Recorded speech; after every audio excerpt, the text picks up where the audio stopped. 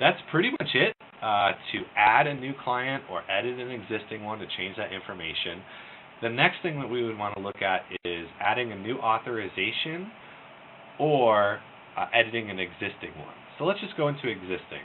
We're going to click all existing authorizations. If we're going to add a new one, we would click add new authorization right here, but it's basically going to be the same steps that we're following. All existing authorizations. It's going to show all of our insurance authorizations for the client that have ever been put into the system. So obviously, if most of these have already ended, we're going to want to go to our current authorization. So let's click on that. First thing that's going to populate is the episode, or basically it's the diagnosis code, right? So obviously before it used to be the 299 code, now it's the F84, but you'll put your description into the system. My recommendation is always to put the name of the insurance with the expiration date of the authorization in there, and then that will always pop up for you within the scheduler. You'll be able to see that. You can put additional diagnosis in if you need to. What's the onset date? Typically a recommendation for that is just the starting date of the authorization. You can put that in there as well. Referring physician if you would like, and any notes that you would like to have in there. And then obviously just save that episode for the first time. We can go to the authorization now, and we'll click on the pencil. This will now take us into the existing authorization. If it was a brand new authorization, all this information would be blank, and we would fill it out as we go along. But let's just look at an existing one. So obviously we have our funding source selected. If it was a brand new one, we would be able to pick from the list of the insurances that you currently work with. So select that. Select the treatment type, if it's behavior therapy. If you're a multiple discipline organization, you're also doing physical therapy or occupational therapy or even speech therapy, you would have these available in the drop-down list. Just pick the correct one, and that way you can put the information in for that authorization. Is the authorization the primary authorization? If so, make sure this is selected. If you don't want to validate any visits against this authorization, you can select this as well. And if you want to put it in as a placeholder, you can also just select placeholder for that. So basically a placeholder is if maybe you've gotten a verbal okay from an insurance company to start, but they don't want you to bill anything out to them yet. So you can just select it as a placeholder. We can place the activities against it, put our authorization number in there. You can schedule staff. Staff can render those appointments. You can pay your staff. But when you go to process the billing and run the billing, those sessions, since they're in a placeholder mode, will not populate as ready to bill until such time as you come back and remove this from placeholder and take it back to primary, or just deselect the placeholder box. Then you'll rerun the billing and those sessions will populate. Any questions or things like that, don't hesitate to contact us. We'll walk you through it, but most likely in your implementation you've already gone through that as well. You'll add your authorization number, an insurance ID number if necessary, and then obviously who's the supervisor on this. So again, this is going to be the person that we are going to bill underneath for the insurance to get that claim paid.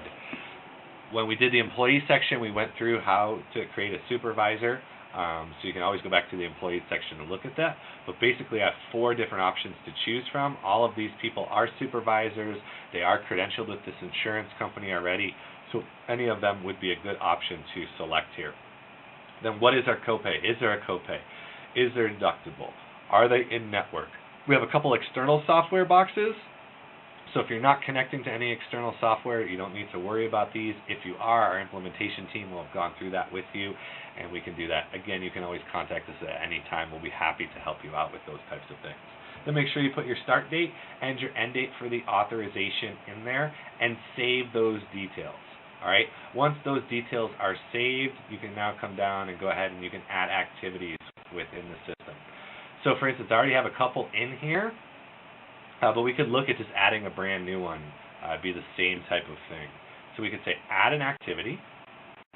What we want to do is select the type of activity from the drop-down that's available in here. You can also create any sort of sub-activities for these activities. So for instance, for supervision, I've created sub-activities for either a BCBA or a BCABA, and we can put those in there as well. So again, just select the type of activity that you would want to have here from the box or from the drop-down. Your auth start date and end date will always automatically populate. And then from here, we just need to pick our insurance code or CPT code.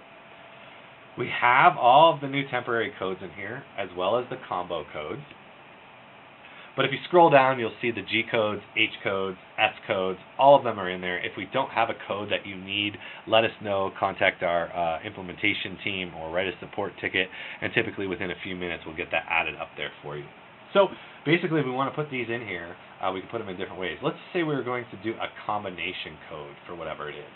We'll just call this one direct behavior therapy, and then we'd have our combination code, the 364, the 365. Now that we've selected that, we need to know, how is that billed out? Is it billed at 15 minutes, an hour, a per unit, or a per session?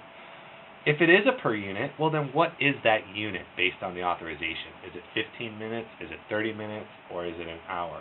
Typically for the T codes, you're always going to look at like a half-hour increments within here. So we're going to have it per unit, it's going to be 30 minutes, and then the rate, this is the rate that we're actually billing the insurance company for these things. So for instance, if we were getting from the insurance company, let's just say $60 an hour for direct behavior therapy, that would break down in this situation as per unit 30 minutes. So that's going to be $30 per 30 minutes, and that's what we would put in here. We would put just 30, and then now we can determine like the type of split. So especially with the new temporary codes, depending on the funding source, they want these split differently. So if it's something that wants it split daily, they basically want, if it's a 2-hour session, they want the first half hour of the session to go to the 0364 code. The remaining part of that session, or the remaining 3 units in that session, would go to the 365 code. So as long as we've set it up as a combo split here, and then we have our units set up correctly and our rate, then what is our split type? That would be a per day split. There are other funding sources that maybe they'll give you a monthly authorization, but they only want the first unit of any service that you do for that month to go to like the 364 code. And if that's the case, you would just come to the drop-down menu and you can go ahead and select by month or week. And if there's a different scenario that comes up, just contact us. We can easily make a change within our system. If you didn't do the combo codes and you needed to do something else, again, you could do that. So if it was a different code and it was like the 9 codes in here, just select the code, and then again, how is that billed out? If it's not per unit and it's actually per hour, you could just select per hour, and then just make sure if the rate is $60 an hour, that you change this, right, so that the rate is 60. And then don't even worry about the split, because it's not going to affect anything because we don't have a split going on over here. Now the last things that we can do in here, we can run up to 3 frequencies per activity within an authorization. So for instance, if the insurance company has told me that we're allowed to provide 40 hours of direct behavior therapy per week, we can actually come down here and select that hours per week is or equals 40. We could put that into the system. And you can run up to 3 frequencies per activity. So if you also wanted to put in what your total hours for the authorization are, you absolutely could do that as well. Put that in, and then to make sure you save any of these in here. I'm going to move these. I'm going to actually switch this back to per unit just so you can see some other things. If it was a per unit, you'll also see that this changes down here so that you can put whatever your units are. So if your units are every half hour and you needed to do 40 hours per week, then you would come in here and say my units per week equal 80. Again, because we're talking about half-hour increments, and divide that out by 2, that's where you're going to get the 40 hours per the week, okay? And so you'll be able to put any of these parameters in here. The nice thing about that is once you have these rules in here, the system, when you're trying to schedule, will run a checks and balance. And so if you have 40 hours is all you're allowed to provide for the week, and you try to schedule over that, the system will either alert you to that, or it will deny the session from being created, depending on what type of rules you've checked off on the admin side of things. So very, very simple to do those. Whenever you're done with them, always click Save. The last thing that I want to go over in here is the off number for activity if different. There are scenarios where you get an authorization for a client. Maybe you get some hours for direct behavior therapy, hours for assessment, hours for supervision, and so on. And inevitably, sometimes we exhaust one of those activities. So we go through all the hours or units that we are allowed to, and we ask the insurance company for additional time, units or hours for that particular activity.